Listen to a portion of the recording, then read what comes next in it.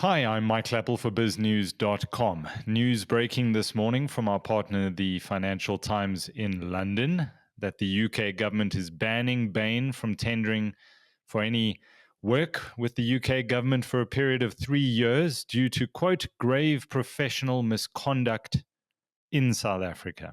A man who knows all about the inner workings of Bain, especially related to their destruction of SARS under Commissioner Tom Moyane, is the man who blew the whistle on the consultancy firm's attempt to hoodwink the Nugent and Zondo Commission, as well as the South African public, Athol Williams, who now resides in the UK after fleeing SA because we know what can happen to whistleblowers in this country. Mr. Williams, thank you for your time. Your reaction? Michael, I think it's a major step forward for South Africa's efforts in what I call this new liberation struggle against corruption, state capture, and predatory companies. I think it's a powerful statement that the UK government has made about dismissing and discrediting Bain's continual denial of the actual role, calling it mere mistakes, when the UK government, as you said, has been very clear in calling it grave professional misconduct, which is what I think it is. In your statement released this morning, which will go up on the website, you are calling on the SA government to ban Bain and for every other company in the private sector currently working with them to terminate their contracts. Is that correct? That's right, Michael. I think it's embarrassing to the South African government that a foreign government has taken action for misdemeanors in our country. So I am calling on the South African government to immediately blacklist Bain from any government work, terminate existing contracts, and ban them from future work until they are able to come clean, until they make full disclosure of their involvement in state capture across our public service, not just SARS, and make full amends. And this amends has got to be made to our institutions they've damaged and to the people they've harmed, Michael, because that's what's happened here. This wasn't just corruption in the sense of a few dodgy contracts that went back and forth. This was repurposing state institutions. This was disabling SARS' ability to collect tax, to follow up on people who were evading tax. So this has damaged our country in a profound way. I see it as an attack on our democratic institutions. And so I find it inconceivable that a democratic government, can accommodate a company like Bain and allow them to continue doing business in our country. So they have to be blacklisted immediately. And any company with any vague sense of integrity and right-mindedness will do the same. Because why would you want to do business with a company that has shown their willingness to damage our society and their company? On Bain's website, I spent a fair amount of time this morning going through their version of events, and they've obviously spent a lot of time curating their response to the accusations. And it says, quote, after a thorough investigation by the law firm Baker McKenzie in 2018, which reviewed our work at SARS in detail, we better understood the mistakes we made and acknowledged and apologized publicly for them, close quote. Now, I started smiling halfway through that, because thorough investigation, what's wrong with that sentence? Well, we've got no idea what this investigation entailed because no one has seen the results of that investigation, right? When you have your own law firm who are acting under your instruction, conducting an investigation, you don't need to be a lawyer to know that it's not an independent investigation. And then secondly, that they claim they've apologized. Apologize for what? If you don't admit what you've done wrong, how can you issue an apology? When all they've done is said we made a few mistakes, then how's that an apology? The Zondo Commission called it unlawful behavior, collusion with Zuma. The Nugent Commission called it a premeditated offensive against SARS. Bain has never apologized for those things. In fact, Bain has never distanced themselves from Zuma or the state capture or the Guptas. They've never done that. Because I think they are all still in cahoots and don't have the courage to speak up against the people they formed. It also says, quote, excuse me, it also says, a false narrative around our firm has taken hold, where speculation and innuendo have overtaken facts and evidence, close quote. Now, I put it to you, as Advocate Barry Rue would say, that transparency is the enemy of innuendo and speculation, such as releasing the so-called investigation Baker McKenzie did, producing a report you were supposed to see as the person brought on board by Bain to oversee their work at SARS. Let's just recap on whether you ever saw that report or whether it was ever made public. Well, Michael, if it's true that there's speculation, innuendo, how do we as the public dismiss that? Right? We can't just take Bain's word for it. So, Bain, how about you show us the facts? Right? You are right and you're smart. We are wrong and we're stupid. Help us understand. So, give us the facts. Give us the evidence you've collected. Right now, I'm presenting mountains of evidence, documents, to support my claims of Bain's involvement in state capture. All Bain has done is called my evidence speculation. Well, but they offer no counter evidence, Michael. And so, exactly to your point, Bain had brought me in under the sort of guise of providing oversight of the Baker McKenzie investigation in 2018. Part of my contract and part of Baker McKenzie's contract was that they were to produce an interim report of their findings and then a final report of their findings. I was to see both those reports, and both those reports were also to go to the Nugent Commission. Well, neither the Nugent Commission nor I saw either of those two reports, neither the interim report nor the final report that Baker McKenzie produced. After my contract was completed with Bain, they then showed me a PowerPoint presentation claiming that was the Baker McKenzie report, which of course is nonsense, right? If they had 60 lawyers working on this case, to produce a few slides or a few bullet points was not the detailed report. So no one has seen this report that Bain claims exonerates them. Show us the report. And Michael, just on this point, this was one of the key issues that Minister Jacob Rees-Mogg asked me about. He asked exactly your question. Have you seen the detailed findings of this investigation? And I said, no, I've never seen it. And Bain claimed, they would have shown it to me, but I then resigned before they could show it to me. Yeah, on the contrary, they offered to read it to you over the phone. I mean, yeah, I can see you've read it. You've heard my testimony and you've read my book, Deep Collusion. That's exactly it. These were highly paid lawyers who said to me, Athol, we'll read it to you over the phone. And that's exactly the same thing as you reading the report and seeing it.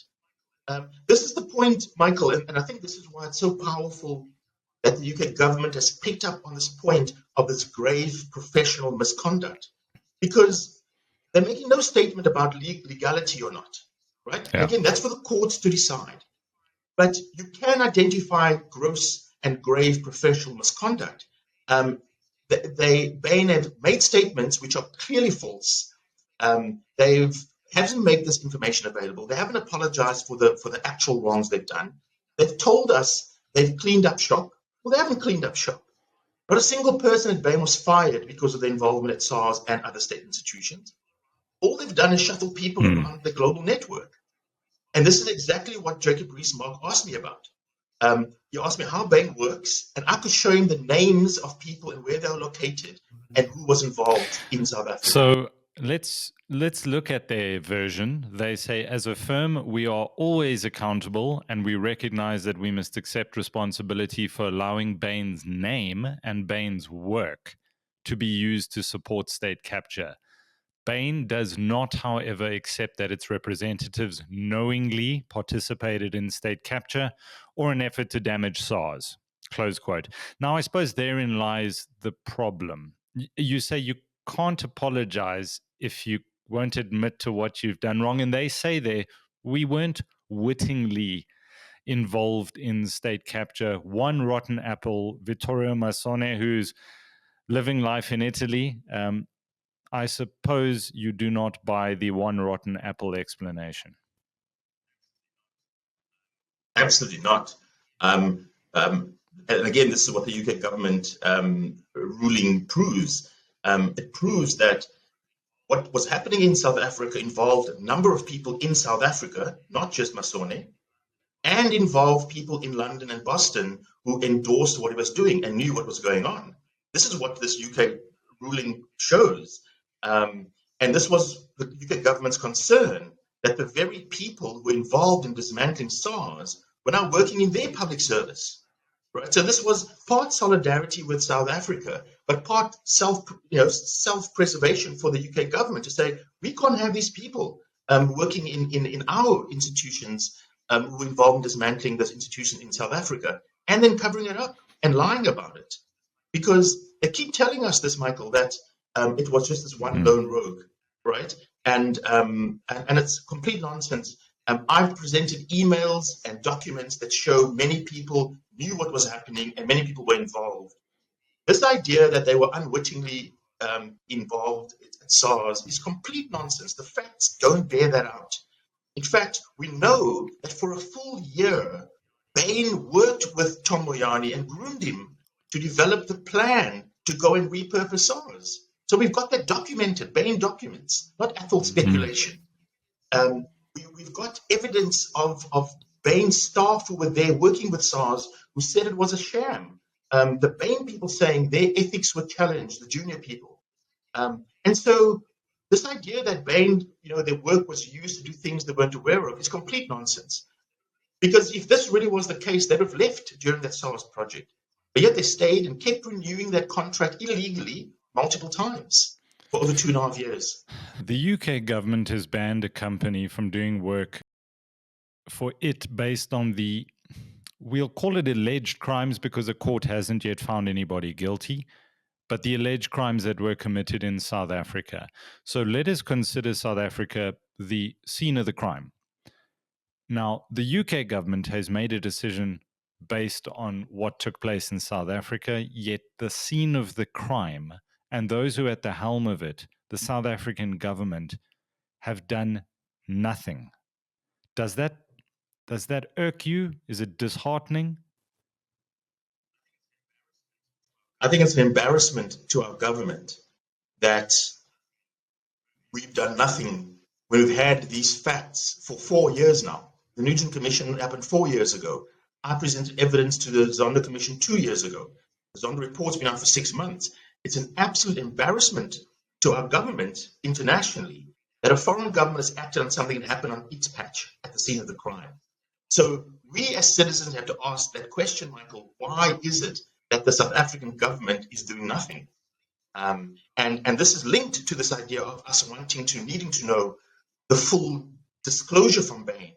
Because I suspect that what we find when we lift the lid on Bain's investigation documents, that there are current government officials and current business people in our country who were involved in that planning. We don't know who at all those meetings with Jacob Zuma. We know some of the people who were there. So we've got to ask ourselves, if Bain's investigation said there were 19 very relevant documents linked to the Guptas and 140 documents linked to Zuma, who else were in those meetings? Were the Guptas there? And right now, we don't know answers to those questions. It was interesting to read on Bain's website. They say that neither commission of inquiry recommended Bain be prosecuted. Are they technically correct or incorrect there? I think they are, well, this is what the Zondo Commission said, for example. So the Zondo Commission said Bain's activity was unlawful, right? Layman's view says they broke the law, therefore we should prosecute them. The Zondo report said Bain's involvement at SARS is the clearest example of collusion for state capture. So I think the Zondo Commission said enough to know that there should be prosecution. The Zondo Commission did say, Michael, that it recommends all of Bain's public sector contracts be examined with a view to prosecution, which is the same language the Zondo Commission used, of saying he recommends that the National Director of the Public Prosecutions look at Bain's behavior with a view to It prosecution. just seems it's astonishing that a foreign government acts with such haste, almost. I mean, you met with, I know a lot happened behind the scenes. The work you've done, the publicity you've brought to this issue, Lord Peter Hain standing up and the speeches he has made and the publicity that he has also brought to this issue has brought us to a point where Jacob Rees-Mogg made a decision, but it seemed so quick in a sense. If you look, everything in South Africa is bogged down in commissions of inquiry, in setting up this apparatus to look at that one that considers this one's, and then it goes on appeal there, and then everybody must have a bite at the cherry. It just seems things worked efficiently and effectively in the UK, and a decision was made, and boom, 3-year suspension or banning. Don't you just, doesn't it frustrate you that South Africa moves at such a slow pace? It's for me, it's a great example of when there's political will to do something, it will happen. And I think this just demonstrates again, there is no political will in South Africa to do anything, right? For National Treasury or the Minister of Finance to blacklist Bain, it's fully within their power, given the information they've already got. There's just no political will to do it. I mean, the Reserve Bank has got Bain's representative, Norman Mbazima, on its board. This is how we've welcomed Bain and continue to embrace Bain in our society. So we have to ask those very frightening questions, Michael, of saying there is no will because of the massive complicity with Bain. Because we're not just letting them do business, we're welcoming them. Right? We've got them on the board of our Reserve Bank. We've got them as chairman of our companies. We've got them working in our public sector, in our public service. And so I think that's where we've got to start this, of saying, firstly, no business with Bain, but then secondly, to act on the facts. I haven't had a single person in our government, National Treasury, Justice, anyone, call me to say, Athol, you've got half an hour, give me the core facts. No one's ever done that. And that's all Jacob Rees-Mogg did. He didn't spend 6 days with me, as you're saying, going through all the stuff. He said, give me the key facts. He had 3 pointed questions and 1 follow-up email where he asked for information, which I then supplied. And it was enough for them to know, to synthesize all of that, see it for what it is, and make a decision. Tell me about your circumstance currently. When I spoke to Lord Peter Hain this morning, he believes Bain needs to make recompense. They need to pay you for the prejudice that you have suffered, not just from a professional point of view, but from a private point of view, having to flee the country of your birth because of just the state of security here, based on the nefarious activities that it was involved in. And there was a lot made initially, and I don't know if you can discuss this publicly, about the offer of large sums of money to you from from Bain. What can you tell us about that? Well, just to address that question, that the topic that Lord Hain makes, and he's been amazing, by the way, in leading this campaign in the UK to hold Bain accountable, but also being quite vocal in what he thinks the South African government and Bain should be doing to support me. Literally no one else, from what I know, publicly says anything in support of what I'm doing. So, Michael, I've spent the last few months actually engaging with Bain, of talking to them about what full disclosure might mean, of what doing the right thing might mean, and also about what remedy might be to me, right? I mean, I had these discussions, and I've got them all documented, which was to say, look, my goal was never to cause damage to Bain. My goal was to get the truth out and to get justice in our country. Bain, if you share those goals, then we've got something to do together. We can actually do something together. And at the end of a 5-month engagement, they still rejected all of that. So for me, this says this is a company that rejects our call for justice, rejects our call to do the right thing. And so now we must reject them. I think if you are not willing to do something after we've given them so much time to get it right, then they've shown themselves to be an enemy of our country. And we're talking about war, and this is one of the enemies who are out there to destroy and damage our public, our democratic institutions. And Michael, I've been reading quite a lot about Oliver Tambo, what he did while he was in exile, because I find myself in that same situation. And in 1986, during apartheid, and talking about sanctions, Tambo said to a set of American companies that if you associate yourself with the enemy, meaning the apartheid government at the time, then don't be surprised if we see you as part of the enemy. And I think this is what Bain has done. Bain has associated itself with Zuma, and then probably with the Guptas and with people involved in state capture. And we are now seeing them as part of the problem, part of the enemy. And it's for them to take action to show us, to prove us wrong. But what they're doing is insulting us, insulting our people's dignity, insulting our efforts at justice by saying they've done nothing wrong. And in fact, Athol is the problem, right? In those quotes you read from their website, right? I'm conjuring up a narrative which is based on speculation, when they know I've given reams and reams of actual facts, their documents. So my situation remains unchanged, and I remain deeply heartbroken that our government in South Africa and our business community in South Africa continue to reject any effort I make, any appeal I make. And Michael, I'm talking about daily. I appeal to CEOs, to chairmen of board, to government officials at national, provincial, and city, saying, I'm doing this work on my own steam, my own money, without an income for 3 years. I'm willing to do what it takes for our democracy. Please support me. And not a single one. I mean, not a single person has stepped forward and said, here's 10 Rand, Athol. And so I won't base my actions on the support I'm getting from people, because I'm being driven by what I believe is right for our country. I now want South Africa to do its part. Hold Bain accountable, hold government accountable, and then support me or support whistleblowers if you see fit. Before I end, I just want to state on the record that I did reach out to Bain and Company's spokesperson for the Africa region, and I did ask if they would be putting out a statement, or invited them to send any statement on to BizNews. There's been no response as yet. I just want to finish off, Athol, by stating what I quoted in our very first interview, which is an extract from the Commission's findings. And it says, quote, "The Commission particularly wishes to express its appreciation to Mr. Williams for the evidence he gathered and placed before the Commission, which revealed much about the interactions between Bain and Co. and Mr. Moyane, and Bain and Co. and President Zuma with regard to the plans for and the execution of the capture of SARS. He, Mr. Williams, rejected numerous attempts from Bain and Co. to give him large sums of money in return for his silence. The Commission highly appreciates his assistance."